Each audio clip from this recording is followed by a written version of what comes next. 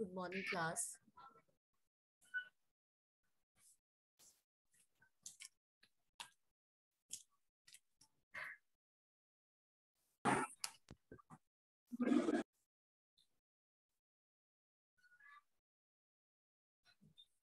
Okay. Start करती हूँ आज की class. Good morning everybody. Good morning.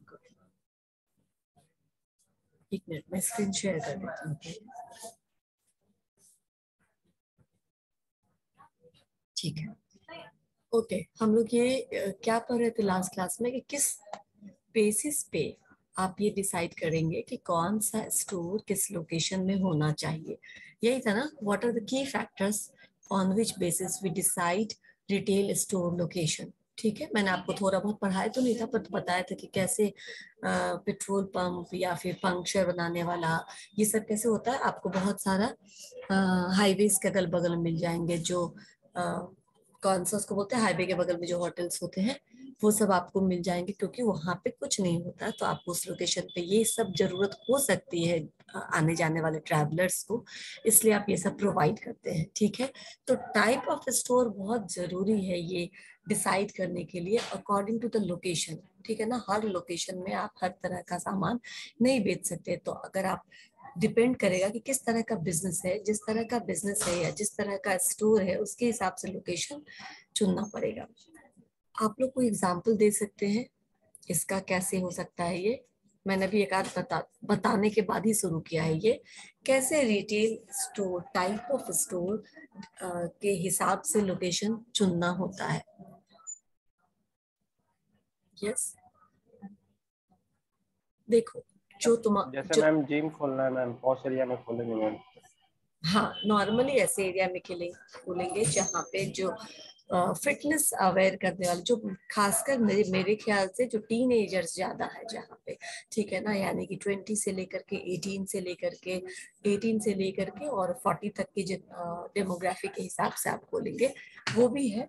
जैसे हमने किराना स्टोर खोला तो kirana store mom and pop shop जिसको बोलते हैं वो क्या करते हैं मोहल्ले में खोलते हैं. ठीक है ना. क्यों खोलते अल्कोहल हैं. का ऑप्शन कहाँ आएगा मैम? अल्कोहल का ऑप्शन अपने बिहार में तो बंद ही है.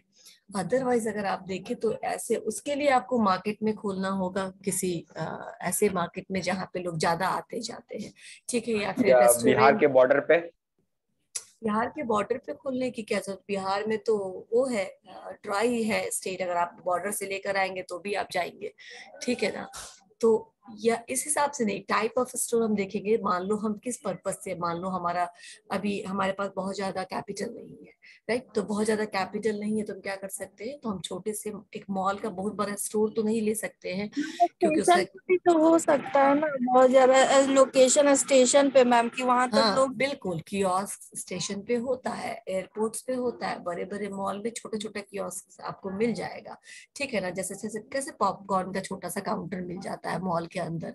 उससे क्या होता है लोग आते जाते हैं तो वो उसका उसको बेनिफिट भी होता है. वो कस्टमर्स के नजर में भी आ जाते हैं शॉप्स और उनका बिजनेस भी हो जाता है और किराया भी कम रहता है.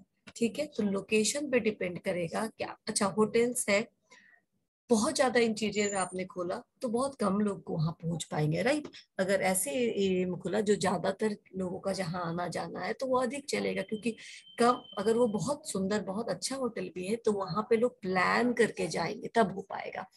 आते जाते लोग ऐसे चले जाते हैं होटल में. तो इस तरीके का स्टोर अगर ज्यादा पब्लिक आई में रहेगा तो वो ज्यादा चलेगा. लेकिन आपको पब्लिक आई में भी रहना है और लो कॉस्ट ऑप्शन भी रखना है. ये दोनों ऑप्शन रखने के लिए आप पॉपअप स्टोर्स रख सकते हैं मैम या कियोस्क रख सकते हैं. हाँ बोल.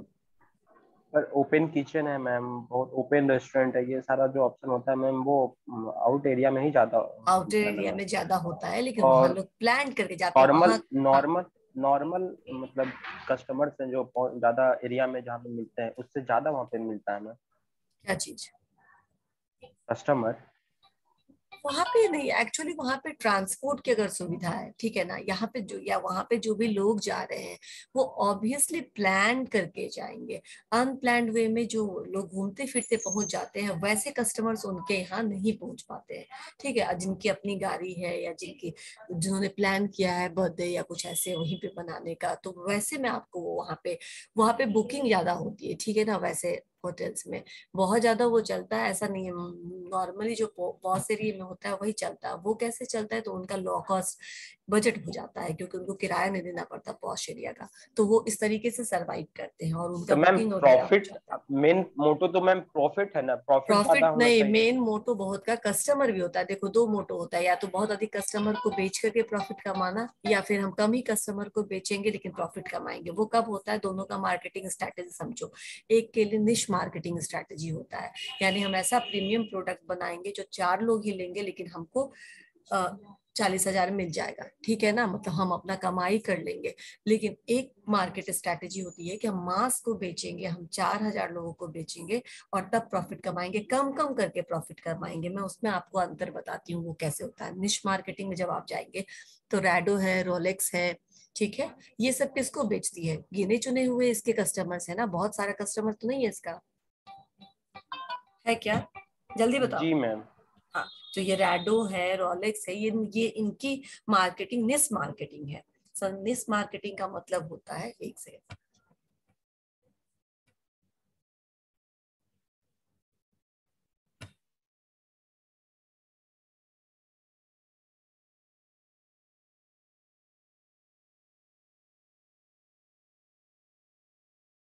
हाँ, तो मैंने कहा कि ये क्या है, निश मार्केटिंग, मतलब ये कम कस्टमर को बेचते हैं लेकिन इनको प्रॉफिट ज्यादा होता है। क्यों? क्योंकि वो हैवी कॉस्ट ऐड करते हैं, ठीक है ना, ज्यादा प्राइस पे अपने सामान को बेचते हैं। एक एक यूनिट इनके लाखों का होता है, एक एक पीस इनका, राइट। तो वो यहाँ से प्रॉफिट कमाते हैं। जो मास को, टाइटन है वो मास को एड्रेस करता है, ठीक है ना, वो हर कैटेगरी के कस्टमर्स के नीड का ख्याल रखता है। जो फास्ट ट्रैक है वो टीनेजर्स के पर्पज से बनाता है। तो ये क्या है, ये ज्यादा बल्क बेच करके क्या करते हैं, वॉल्यूम के बेसिस पर इनका प्रॉफिट बेस्ड होता है। समझ में आया? ये बहुत हाई मार्जिन नहीं रख सकते हैं, बहुत ज्यादा हाई प्राइस नहीं रख सकते हैं, क्योंकि इनका जो टारगेट कस्टमर है वो कौन है, तो मास को बेचना है उनको। मास यानी अधिक से अधिक लोगों तक पहुंचना है, अधिक वॉल्यूम में बेचना है। समझ में आया? जी मैम। तो प्रॉफिट तो दोनों जगह हो रहा है, लेकिन क्या आपका आधार है ये तो आप डिसाइड करेंगे ना, ठीक मैम है। उससे क्या डिपेंड करता है मैम, कस्टमर, कस्टमर तो वैसे भी लो कॉस्ट पे ही आजकल ज्यादा आता है मैम। नहीं नहीं आप ही नहीं, ने मैम बहुत बोले सारे थे कस्टमर है। फैशन, फैशन हाँ का जमाना है, हाँ फैशन का ठीक है, लाइफ लेकिन में। बहुत सारे कस्टमर हैं जो हाई हाई एंड प्रोडक्ट ही खरीदने वाले हैं, ठीक है ना। वो हमारे तुम्हारे जैसे मिडिल मिडिल रेंज या फिर लोअर रेंज में जाके सामान नहीं खरीदेंगे। जितना मैम सस्ता रहेगा आप मिडिल में नहीं आती है मैम, आप मैं अपर आपको लेवल में। मानती हूँ, मैं आपको बता रही हूँ, समझिए आप पहले, आप मार्केटिंग समझिए, आप हमको और अपने आप को मत समझिए। मैं बता रही हूँ जो हमारी कंट्री है उसका जो पॉपुलेशन है उसमें कम से कम 10% पॉपुलेशन तो ऐसा है ना जो हाई एंड को एड्रेस करती है। हाई एंड को यानी जिनके लिए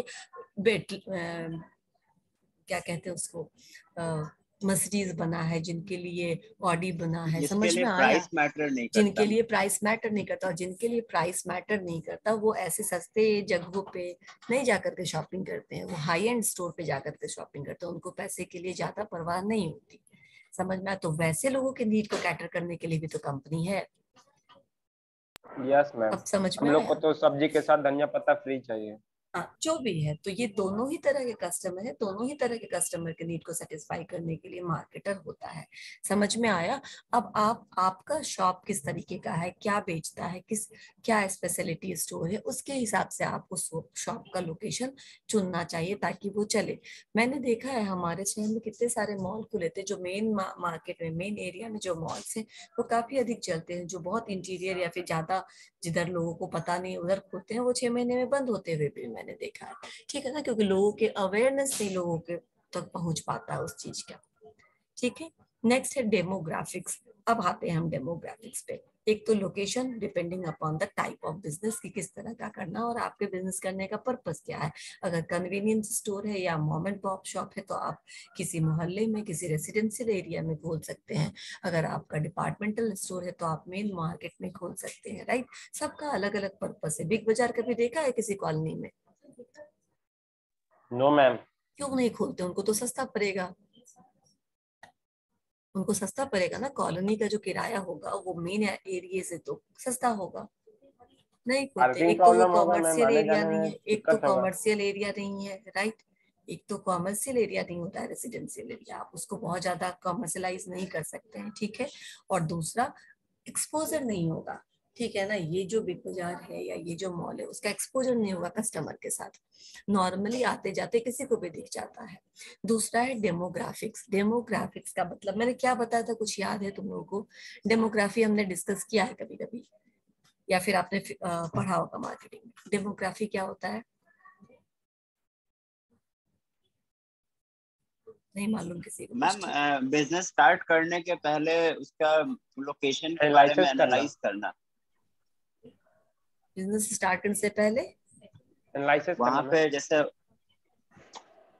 डेमोग्राफी का मतलब समझो। Demography is the study of population of that particular area. Study of population मैंने बताया, समझ में? यानी वहां के जो आसपास में जैसे लोग रह रहे हैं उस पॉपुलेशन के बारे में जो हम रिसर्च करते हैं और पढ़ते हैं, स्टडी करते हैं, एनालिसिस करते हैं, उसको डेमोग्राफी बोलते हैं। डेमोग्राफी समझ में आया? लोकेशन ज्योग्राफिकल एरिया को डिनोट करता है। ज्योग्राफिकल एरिया लोकेशन में आ गया कि ये स्टोर इस लोकेशन में खोला जाएगा, इस ज्योग्राफिकल एरिया में हो सकता है सक्सेसफुल। लेकिन डेमोग्राफी का मतलब होता है कि उस एरिया में रहने वाली जो पॉपुलेशन है, जो आबादी है, जो जनसंख्या, उसके बारे में एनालाइज करना और रिसर्च करना। इसमें आता है टारगेट ऑडियंस का क्या एक्चुअली एट्रीब्यूट है, यानी कि उनका एवरेज एज, उनकी इनकम, उनका क्वालिफिकेशंस, ये सब कंसीडर किया जाता है डेमोग्राफी को पढ़ते समय। मान लीजिए कि कोई टॉय स्टोर है और उस मोहल्ले में एक बच्चा ही नहीं है, उस मार्केट एरिया में बच्चे हैं ही नहीं, ठीक है ना, सब ओल्ड एज पीपल हैं, तो क्या वो टॉय का जो स्पेशलिटी स्टोर है वो सक्सेसफुली रन कर सकता है? नहीं नो मैम। करेगा, राइट। नो उसी मैम। तरह मैं आपको बोलती हूँ कि मान लो कोई एरिया है जहाँ पे बहुत गरीब लोग हैं, स्लम एरिया है मान लेते हैं हम थोड़ी देर के लिए, स्लम एरिया है, वहां पे हम जाकर के एक पीवीआर खोलते हैं, चलेगा? No ma'am. नहीं चलेगा। क्यों नहीं चलेगा? क्योंकि आपको ये देखना होगा कि इस एरिया के जो लोग हैं उनका पहले तो इनकम कितना है। इनकम होते हुए भी जो बुजुर्ग लोग होते हैं वो अपने मेडिकल फैसिलिटी पे खर्चा करते हैं, राइट। डॉक्टर्स के से कंसल्ट लेने पे खर्चा करते हैं, अपने आने जाने, अपने लाइफ को इजी बनाने में, जैसे ड्राइवर रखेंगे, गाड़ी रखेंगे, इन सब चीजों में वो इन्वेस्ट करना चाहते हैं जिससे उनका लाइफ आसान हो जाए और सेल्फ डिपेंडेंट हो जाए। जो टीनेजर्स है वो अगर अर्न कर मैम रहा पर है। बिग मार्ट का जो रूल है मैम, आउट एरिया में हमेशा ही मेरी खुलता है बात वो पहले क्या? कंप्लीट होने दो, ठीक है ना। मैं अभी किस बात पे अभी आ रही हूँ, मुझे उस बात पे फोकस करने दो।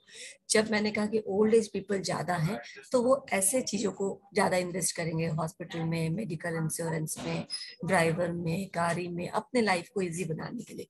जो टीन एजर्स हैं अगर वो इनकम ग्रुप में है, उनका अगर हाई इनकम है, तो बिना सोचे समझे लग्जरी आइटम्स में खर्चा करेंगे। लग्जरी आइटम मतलब गैजेट्स में खर्चा करेंगे, लग्जरी आइटम मतलब घर को पूरा वेल इक्विप्ड, वेल फर्निश्ड बनाने में खर्चा करेंगे, गाड़ी महंगी महंगी लेंगे, चीजें महंगे महंगे यूज करेंगे। जो स्टूडेंट का जो डेमोग्राफिक है, जो स्टूडेंट का जो टारगेट ऑडियंस होगा, वो बुक्स में खर्चा करेगा, स्टेशनरी में खर्चा करेगा, कोचिंग वाले जगहों पे खर्चा करेगा, ठीक है ना। वो इन सब चीजों में तो हर इनकम ग्रुप का और हर एज ग्रुप का, ठीक है ना, अपना एक बिहेवियर होता है, ठीक है ना, कि वो कैसे जगहों पे, कितना भी ज्यादा पैसा हो एज, थोड़े ओल्ड एज पीपल के पास, लेकिन वो लग्जरी आइटम्स में ज्यादा इन्वेस्ट नहीं करना चाहते। लग्जरी आइटम मतलब जो आपको, जिसके बिना भी आपकी जिंदगी अच्छे से चल रही है, राइट, जो आपको बहुत अधिक आराम करने के लिए चाहिए, राइट। तो वो ऐसी चीजों में नहीं, ये नई नई जो न्यू पीढ़ी है वो नए नए टेक्नोलॉजीज में खर्चा करते हैं, इन्वेस्ट करते हैं।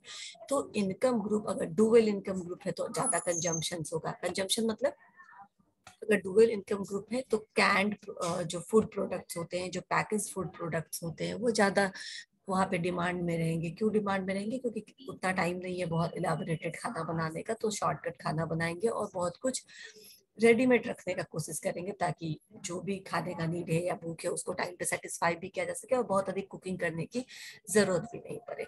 तो आपको ये एवरेज एज, वहाँ का जो इनकम है, डुअल इनकम फैमिली है या फिर यंगर जो पॉपुलेशन है वो अर्न कर रहा है या फिर ओल्ड पीपल ज्यादा है वहाँ पे, इन सब चीजों पे डिपेंड करता है कि हम डेमोग्राफी के बेसिस पे हम वहाँ पे क्या करते हैं। किसी भी तरह का जो भी हमारा स्टोर होगा या हमारा रिटेल बिजनेस होगा वो हम स्टार्ट करेंगे डेमोग्राफी के हिसाब से। समझ में आया? अब premium versus cost friendly location है। इसके लिए भी कुछ तो ऐसे लोकेशंस होते हैं जो काफी महंगे होते हैं, जैसे हमारा बोरिंग रोड, राइट, काफी प्रीमियम लोकेशन है ये। यहाँ पे दुकान खोलने का मतलब है कि पर स्क्वायर फुट आपको हायर रेंट देना पड़ेगा, राइट। लेकिन आप इसको चीपर लोकेलिटी में भी जा सकते हैं, लेकिन वहाँ पे एक डिसएडवांटेज है कि वहाँ कस्टमर का जो संख्या है वो थोड़ा कम हो सकता है, राइट, है ना। तो ये पूरे आपके इन्वेस्टमेंट को वेस्ट कर देगा, इसीलिए ये डिसीजन बहुत सोच समझ के लिया जाता है। एक हमने ज्योग्राफिकल लोकेशन देखा, एक हमने डेमोग्राफी फैक्टर देखा, जिसके बेसिस पर हम डिसाइड करते हैं स्टोर का लोकेशन और स्टोर का टाइप। नेक्स्ट क्या है? Workforce attributes. वर्कफोर्स एट्रीब्यूट्स मतलब अगर आप किसी जगह पे कोई बिजनेस खोल रहे हैं, ठीक है ना, हॉस्पिटल खोल रहे हैं या हेल्थ का कोई डिस्पेंसरी चला रहे हैं या रेस्टोरेंट खोल रहे हैं या कोई स्टोर चला रहे हैं, आप देखेंगे ना कि यहाँ तक हमें यहाँ पे अवेलेबिलिटी ऑफ एम्प्लॉयज है कि नहीं है, ठीक है ना। क्योंकि बहुत, अब मैं आपको एक एग्जांपल देती हूँ, यहाँ पे क्या है, सर्टेन एरिया में लोग नहीं रहते हैं, बहुत कम घनत्व होता है वहाँ पे जनसंख्या का, बहुत कम लोग होते हैं, और कुछ एरिया में बहुत अधिक आपको मजदूर मिल जाएंगे या फिर आपको एम्प्लॉयज मिल जाएंगे। देखो इसका एक एग्जांपल है अमेरिका। अमेरिका में जो वर्किंग पॉपुलेशन है वो कम है, इसीलिए तो इंडियंस अमेरिका में जाके काम कर रहे हैं। समझ में आया? है ना, हम जाते हैं ना, हमको कंपनीज भेजती है ना, क्योंकि वहां पे नहीं है और वहां पे जो है वो ज्यादा डिमांड कर रही है, ठीक है ना। जो वहां पे जो जनता 5 लाख में काम करने के लिए जो लोग तैयार है, हमारे यहाँ के इंडियंस उस काम को 2.5 लाख में करके बहुत ज्यादा खुश है, राइट। तो उनका पैसा बच रहा है वहां पे। लेबर की कमी को आप क्या कर रहे हैं, ग्लोबलाइजेशन के थ्रू यहाँ से जो हम आप एक्सपर्टाइट को भेज करके, यहाँ से दूसरे कंट्री से लोगों को भेज करके वहां पे लेबर के नीड को फुलफिल कर रहे हैं। यही चीज हमारे डोमेस्टिक रिटेल बिजनेस में भी हो सकता है ना, कि कोई एक एरिया है जो बहुत अधिक वहां पे मजदूर हैं, बहुत अधिक जनसंख्या है, बहुत अधिक अवेलेबिलिटी है एम्प्लॉयज की। कुछ एरिया है जो दूरस्थ है, ठीक है ना। मैं आपको एग्जांपल देती हूँ, बहुत सारे एग्जांपल देती हूँ। एक तो दिल्ली का एग्जांपल देती हूँ। दिल्ली और दिल्ली के आसपास के एरिया को क्या बोला जाता है? दिल्ली को तो दिल्ली ही बोला जाता है, दिल्ली के आसपास के एरिया को क्या बोला जाता है? Ma'am Noida. NCR. Noida NCR. Noida नहीं, एनसीआर। एनसीआर का क्या मतलब हुआ? यस, एनसीआर का मतलब मतलब शायद एक बड़ा इलाका है। एनसीआर का फुल फॉर्म कुछ होता है, मैं ये पूछ रही हूँ। Ma'am national capital region. बिल्कुल, नेशनल कैपिटल रीजन, यानी वो दिल्ली नहीं है, वो कैपिटल नहीं है, लेकिन वो सब भी नेशनल कैपिटल के रीजन में फॉल करता है, ठीक है। अदरवाइज वो हरियाणा है, वो उत्तर प्रदेश है, लेकिन वो भी नेशनल कैपिटल रीजन में बहुत सारे पार्ट है उत्तर प्रदेश के, जैसे नोएडा आप कह सकते हो, जैसे गाजियाबाद आप कह सकते हो। उसी तरह गुड़गांव में, हरियाणा में गुड़गांव कह सकते हैं, ठीक है ना, ये मानेसर कह सकते हैं, ये सब बिल्कुल एनसीआर में फॉल करता है, क्योंकि इनके पास भी बहुत अधिक है बिजनेस अट्रैक्ट करने का क्षमता। अब यहाँ पे मैं आपको बताती हूँ कि कैसे वर्कफोर्स एट्रीब्यूट्स काम करता है। जितने भी लोकेशन, जितने भी कंपनीज वाले थे, मैं जब वहाँ पे काम करती थी, जिनको नया बिजनेस स्टार्ट करना होता था, वो चाहते थे कि हम गुड़गांव में या नोएडा में शुरू करें, ठीक है। और जितने भी मजदूर थे वो चाहते थे कि मुझे दिल्ली की नौकरी मिले। क्यों? आसपास ही है सारा। क्यों? क्योंकि जो मिनिमम लेबर वेज था वहां पे, वो दिल्ली में जिस समय 15,000 था, उस समय नोएडा और गुड़गांव में 8,000 था, ठीक है, 9,000 था। समझ में आया? या 10,000 था। 5,000 का डिफरेंस आपको दिख रहा है थोड़ी ही दूर के आधे घंटे के ट्रैवलिंग में, राइट, दिख रहा है। अब यहाँ पे लोग चाहता था कि दिल्ली में अगर हम नौकरी करेंगे तो हमको मिनिमम वेजेस 15,000 मिलेगा, और अगर हम नोएडा का नौकरी करेंगे तो हमको 10,000 मिलेगा, 9,000 मिलेगा, गुड़गांव का करेंगे तो 10,000 मिलेगा। तो इसमें वर्कर्स जो थे वो नौकरी दिल्ली में ढूंढना चाहते थे, और जो एम्प्लॉयर था वो कहाँ जाना चाह रहा था, डिसइंटीग्रेट हो रहा था एनसीआर की तरफ, नोएडा की तरफ, गुड़गांव की तरफ। क्यों? क्योंकि उनको सस्ते एक दो एम्प्लॉयज एक एम्प्लॉयज के रेट में भी कभी कभी मिल जाते थे, ठीक है ना। वो लोग सस्ते एम्प्लॉयज उनको वहां पे मिल जाते, सस्ते रिसोर्सेस मिल जाते। अब यहाँ पे प्रॉब्लम क्या थी, वर्कफोर्स एट्रीब्यूट्स देखना इसलिए जरूरी होता है कि हम जहाँ जिस लोकेशन में अपना बिजनेस शुरू करें। यहाँ पे आईएसए में कॉलेज है, ठीक है ना, वो कॉलेज काफी इंटीरियर है, राइट। अब बहुत सारे एम्प्लॉयज वहां पे इसलिए नहीं ज्वाइन करना चाहते, अगर सब कुछ वहां पे है भी, एमिनिटीज है, फैसिलिटीज है, तो भी नहीं ज्वाइन करना चाहते, क्योंकि वहां पे बहुत लंबा ट्रैवल करना पड़ेगा, बहुत कुछ ट्रांसपोर्टेशन की सुविधा नहीं है। तो क्या है, थोड़ा दूर होने के कारण, थोड़ा इंटीरियर होने के कारण लोग प्रेफर नहीं करते। तो उन्होंने अपना इस प्रॉब्लम को हटाने के लिए उन लोगों ने अपना ट्रांसपोर्टेशन भी चला रखा है, ठीक है। वो देते हैं अपने एम्प्लॉयज को सुविधा कि आप हमारी, मतलब जो हमारी कंपनी कॉलेज का जो गाड़ी है, वैन है, बस है, आप उसको यूज कर सकते हैं आने जाने के लिए। लेकिन फिर भी लोगों को थोड़ा सा एक वो होता है कि बहुत दूर जाना पड़ेगा, ठीक है ना, यहाँ तो घर पास में कभी भी पहुंच जाएंगे।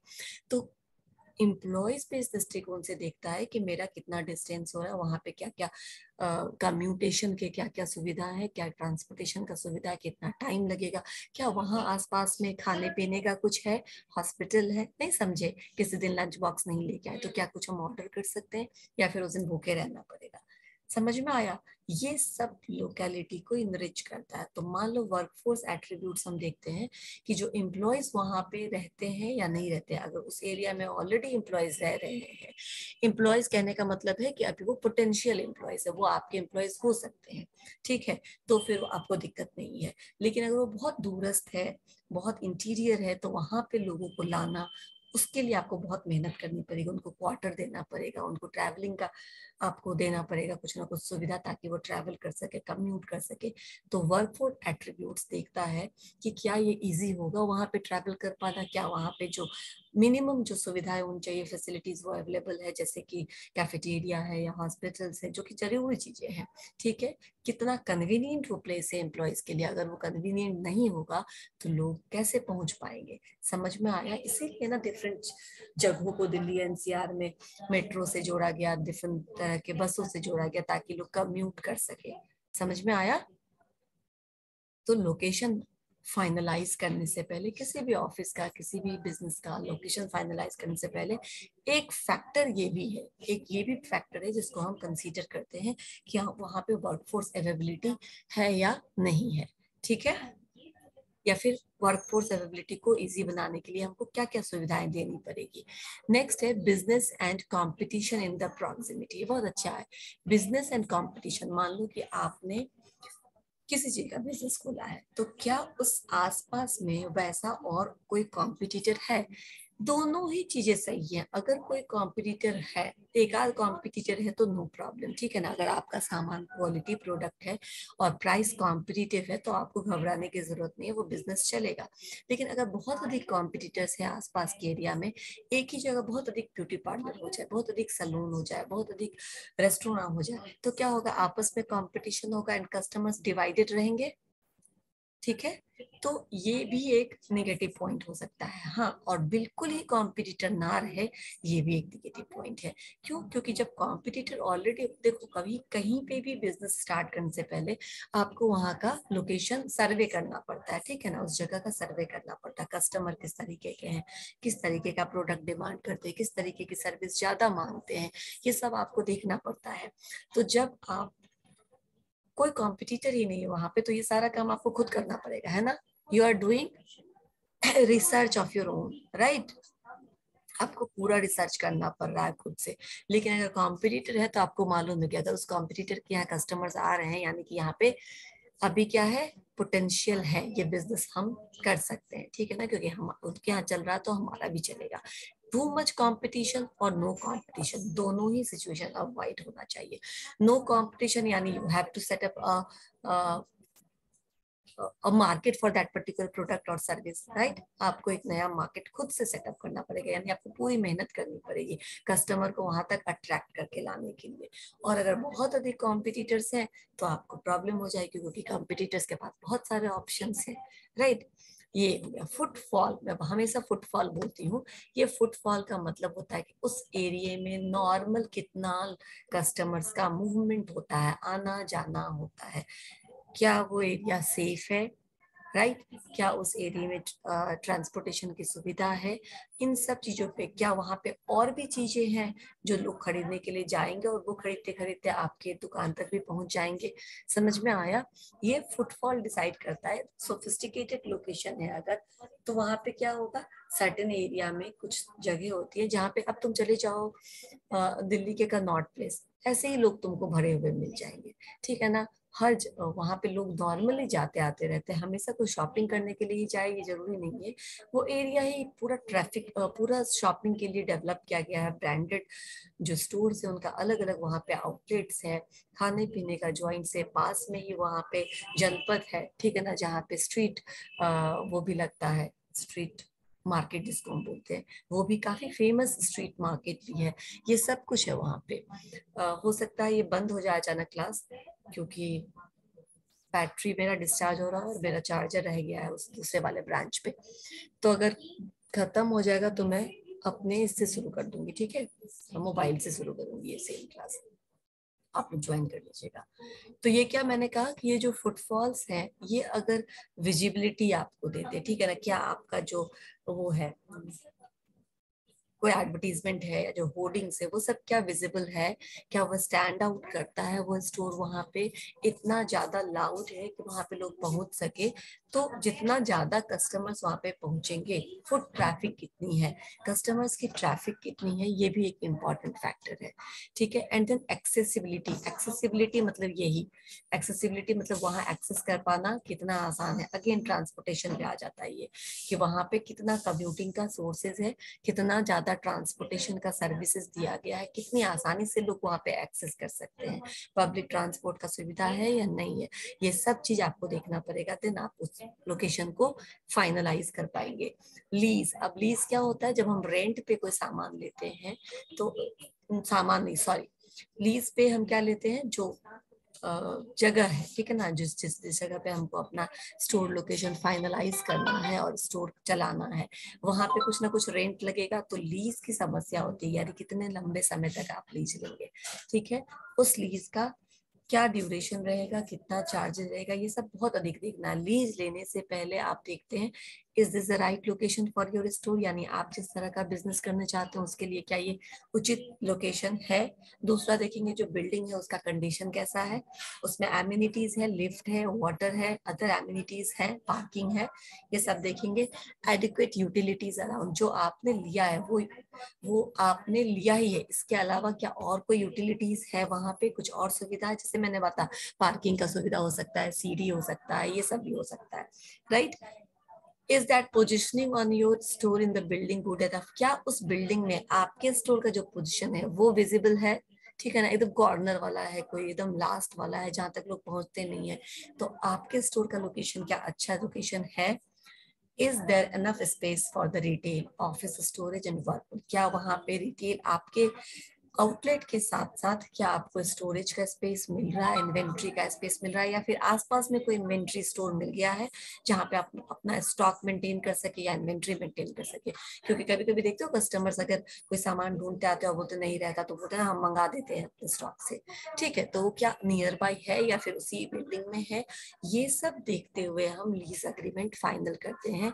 और लीज अग्रीमेंट का ड्यूरेशन देखते हैं, रेट देखते हैं, रेट की किस हिसाब से दे रहे हैं, और होल्ड ओवर क्लॉज देखते हैं। होल्ड ओवर क्लॉज मतलब, क्लॉज का मतलब होता है कि अगर हमने ज्यादा लंबा चलाया, ठीक है ना, लीज हमारा कभी कभी क्या तो खत्म हो गया, मान लो मई तक का था और मई खत्म हो गया, तो अब जब तक लीज को हमने वापस से रिन्यू नहीं करा लिया, तब तक कितना परसेंट मंथली पेमेंट देना पड़ेगा, राइट। वो जितना आपका वो है अभी लीज का रेंट है, उसका 120% या 300% या कुछ भी हो सकता है, ठीक है ना, 150%, 140%, ये आपको देखना है, क्योंकि जब तक रिन्यू नहीं हुआ है तब तक जो होल्ड ओवर क्लॉज होता है ये इंपॉर्टेंट होता है देखने के लिए कि रिन्यूअल से पहले कितना जाता है। अगर आप कंटिन्यू करना चाहते हैं उस बिल्डिंग में अपना स्टोर तो आपको ये देखना पड़ेगा कि हमको कितना देना पड़ेगा रिन्यूअल से बीच तक का जो अमाउंट होगा वो एज अ रेंट।